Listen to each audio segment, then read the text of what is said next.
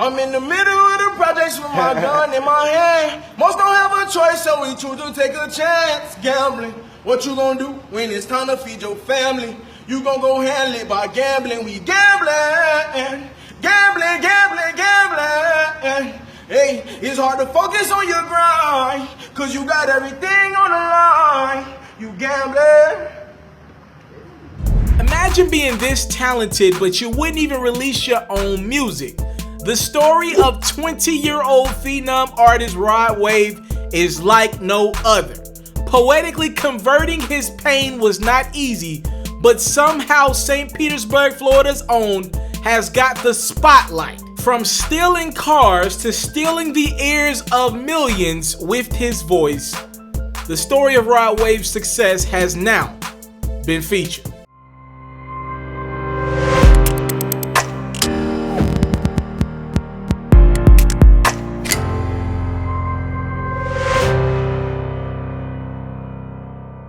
Rodarius Marcel Green grew up in the streets of St. Petersburg, Florida. Rodarius' childhood wasn't too different from a normal kid from the hood. It actually might have been a little better. Though his dad and mom were separated, according to Rod, they did the best job they could as co-parents. His dad was a hustler in the streets and actually kept Rod fresh, even copped the new J's from time to time. We didn't really have to go through no shit. You know what I'm saying? Everything was sweet. Christmas, you know what I'm saying? Everything was sweet. School clothes, everything, you know what I'm saying? But then we went to prison and my mama moved us, you know what I'm saying? Shit was kind of, you know what I'm saying? You start recognizing and understanding. Moms did a shit now, you know what I'm saying? But you see shit a little different, like Christmas ain't the same, you know what I'm saying? Shit kind of, you know what I'm saying? Grandma got to step in and all kind of shit. And then as you get older, you know what I'm saying? I'm so used to, you know what I'm saying? The new J's, the this, that, and the other. And then you coming up around the niggas who my age hustling, they got all this. You know what I'm saying? I miss that shit. Like, damn, bro, I used to have them J's too. You know what I'm saying? Now them niggas in the hallway with the new shit on where you like, damn, boy, I gotta get right. But things went south for Rod quickly. Rod's father got sentenced to 6 years in prison right before Rod went off to middle school. Rod actually would Google his father's name while he was at school.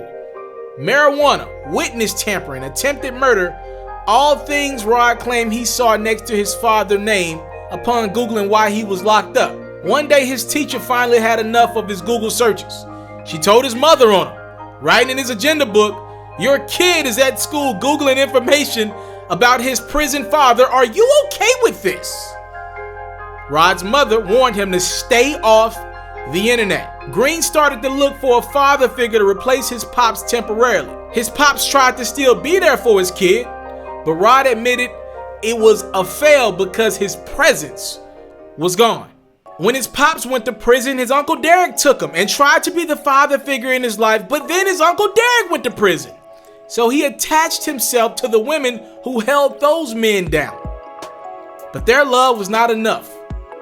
The street still put its arms around young Rod Wave. He was too young to get a job. His mom was struggling. Bills needed to be paid, and to Rod, the street seemed to be his immediate answer. But that's easier said than done when you're watching your homies flex drug and lick money. Imagine having no father around and you seeing dudes simply break into cars and sometimes coming away with $500, $600. Rod copied his homies, and soon after he got arrested. In the 9th grade, he got hit with an armed burglary charge and deadly use with a firearm charge. According to Rod, he ended up in a juvenile detention center for some time. While he was locked up, his dad actually came home from prison. Now the father looked at his son, unfortunately following in his footsteps. And he sat me down and was like, man, listen, he came to see me actually and was like, bro, this shit you doing serious, bro. Like, yes, they gonna send your ass to prison, bro. Like, that shit spooked me. You know what I'm saying? So, but they let me walk on that one. You know what I'm saying? Like, but, you know what I'm saying? They were like, bro, your ass get in any trouble, boy. They gonna do it to your ass. Rod would end up getting one of his charges dropped, which allowed him to go back to school while being on house arrest. With everything going on in his personal life, Rod needed an avenue to vent to. His brother was into music, but always encouraged Rod himself to give music a shot since he always had a very strong voice. I gave my brother the plug, he my cousin the drug. I show my brother the love. He showed my cousin the love. That's how it go in the street. But when you fucking with me, I got him in for the cheap and got him going in a week. I traded sleep for success. I traded grind for the rest. Walk in the mall standing tall, ready to blow me a check. Don't have to like it at all, but bitch, you're gonna respect. All that I want is a check with nothing more, nothing less. So we knew he had a voice, but what could he do with it? He allowed one of his close friends to put one of his songs online just to see what people thought. Soon enough, one song became 4 songs. And before long, St. Petersburg had an artist of their own in the game. Rod Wave. I'm knee deep in the game, these niggas in the way. I've been chasing after change, I love that in the state. I've been in and out of town, I ain't been home in days. I've been in and out of town, I'm trying to get paid. Rod would take that pain into the studio, singing and rapping heartfelt lyrics that hit your soul. Then one for my niggas up the road. Hold on, my nigga. I understand it seems so long. But stay strong, my nigga. He said, life goes on. You're not wrong, my nigga. But I need you. No. You're not alone, my nigga. The only thing with Rod is he's a super shy and reserved person. I don't care who you are, family, friends, even producers from time to time. He does not want you around in that booth when it's time to record. The only person that can stay in the studio with Rod Wave a lot of times when he's recording is his engineer. That's it. One of the projects that Rod put out, entitled PTSD, tackled a multitude of mental issues and disorders that Rod believed everyone as people deal with, obviously post-traumatic stress, social anxiety, and even depression. On one of the more popular records off the project, Rod detailed some of his battles. He said, I don't get along with my peers, I'm at war with myself, so fuck you and everybody else. Okay, I finally get the meaning of fighting demons. Late at night, I ain't sleeping, I'm up thinking. Words on cardboard and a picture in my hand saying, if you see this girl, can you tell her where I am? Yeah, I don't believe Rod Wave's gonna be the meet and greet artist. I think that's safe to say he's not gonna be the meet and greet guy. You know what? I wouldn't be surprised 2, 3, 5 years down the line we look up and Rod is one of the biggest artists in the game. But I also would not be surprised if 2, 3, 5 years down the line we look up and we kind of like, yo, what the heck happened to Rod Wave? He was super talented, but he's kind of just fell off the scene.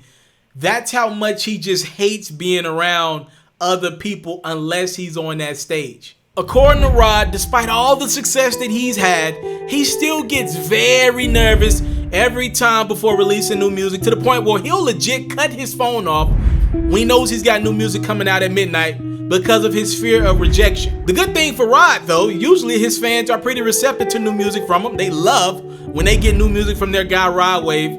I believe the connection stems from the type of music that Rod is making. This is not the moment music. He's making timeless records. One of the things that surprised me with Rod Wave is how serious he takes the craft and integrity in the music that he's putting out. Usually we see artists pop off, they get in the game, and they're so geeked to be able to work with all these artists who really just want a hit record out of you because you the new popping thing. Usually we see those young artists just take all the features from guys that they looked up to as many as possible. But with Rod, he really ain't on that wave. He really doesn't do a lot of features. He's not gonna work with a lot of other artists if he feels like their story just doesn't relate to where he's at with it in life right now. You got some old party ass shaking shit. I ain't really trying to do no song with you for real because we ain't got shit in common for real. Yeah. Or you might got a nigga who might saying something, nigga, I'll pull up on your street and shoot you in the head shit. I ain't really fucking with that, you know what I'm saying? I don't really, not because I ain't on that, but I'm trying to spread another message, you know what I'm saying? These little niggas catching elbows out here, you know what I'm saying? They losing their life, you know what I'm saying? Mama losing their kids and shit, so I'm on a platform now where if I say some shit, a lot of motherfuckers gonna hear it. Rod's keeping that same energy with every artist. I don't care who you are. In an interview with Dirty Glove Bastard, Rod even questioned the messaging in a down south legend in Young Jeezy's music. What people misunderstood about that is some people don't want to hear the truth. People scared of the truth. You see what I'm saying? So a nigga like Jeezy, You done lived it. You done Yeah. been there. You know what come with this shit. Yeah.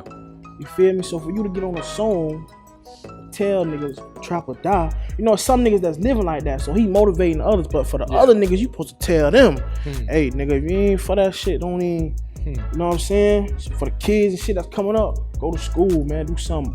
Cause you ain't gonna get nothing but death or jail out of this shit. The one artist Rod has always been able to relate to is none other than Kevin Gates. When he was 15, he started DMing Kevin Gates and he obviously didn't get a reply. After years of grinding and consistently putting out music, even performing in front of just a few people at times, the grind paid off. He got recognized by his favorite artist, Kevin Gates, finally DM'd the young artist from St. Petersburg, Florida back. And sometimes you forget your favorite rapper don't even know who you is. You feel what I'm saying? So for me to actually meet him, you know what I'm saying, and really vibe with him and have so much in common with him, bro, that shit was crazy, bro. The two would end up doing multiple records together, including Cuban Links. That video has been viewed on YouTube over 80 million times.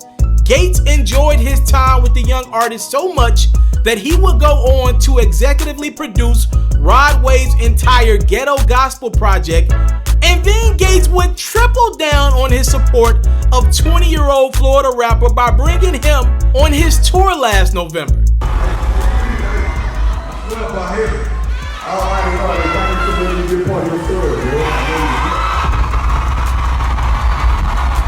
What's up, man? What's up? You can come up with this bitch. Check this out, and this is how I feel.